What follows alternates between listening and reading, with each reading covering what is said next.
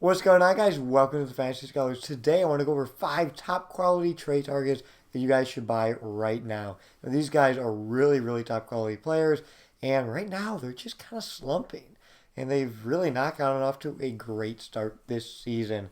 Up first, we have Jose Abreu, the former MVP. He was MVP last season, and he's been pretty bad this season. He's hitting 188. His on base is only 293, and so far he has 25 strikeouts. That's pretty alarming. I don't like that, but guys, he's been consistently so good throughout his entire career. In a normal 162 game season, he's always had 20 plus home runs. Last season, he hit 19 home runs in a 60 game season, which is very good, and he was the AL MVP. I would not give up on Jose Abreu right now. I would go after him and try to see just the value you can trade away in order to get him. He could be very low right now, and people could be panicking. And first base is very shallow this season. So Jose Abreu is one of the best first basemen, and people could be freaking out. So I would definitely target Jose Abreu. He's going to bounce back and help lead the White Sox far into the playoffs. Up next, we have his teammate, Yoan Moncada. Now, Moncada has a kind of a less name here. He's a good prospect, and people still are kind of like, okay, what are we going to get from Moncada? We have to remember how good he was in 2019. In 2019, he had 25 home runs. He hit 315. This is a legit hitter that has proven in the big leagues that he can do it. Now, this year, he is hitting only 200 and has not looked very good. But you know what? You should definitely go look for him. Go try to make a trade for him.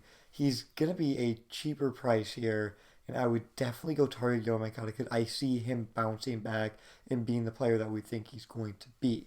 Up next, we have one of the top players in all of major leagues, but he's got injured and is not off to a great start with Fernando Tatis Jr.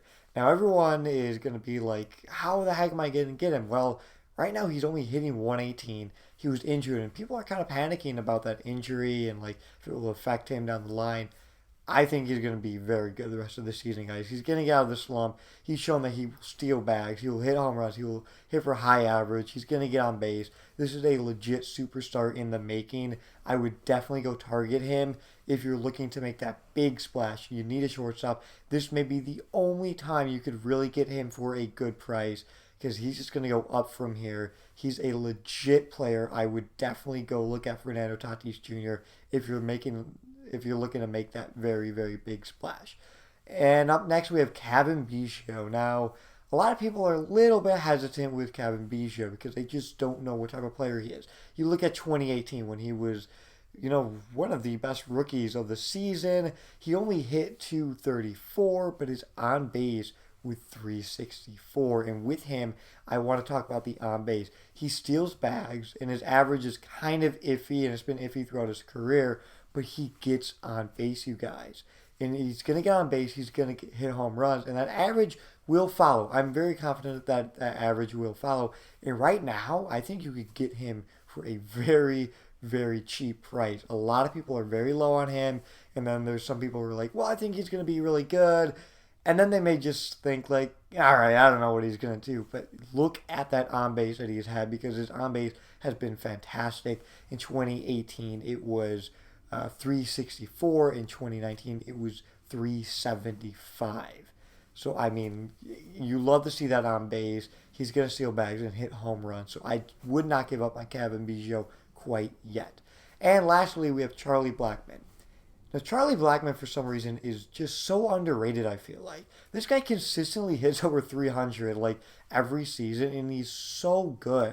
He's just a well-rounded player, and I don't think age is going to catch up to him quite yet. He is a very good player playing in Coors Field, and yeah, he may get traded, but that should actually help him because he'll have more protection in that lineup.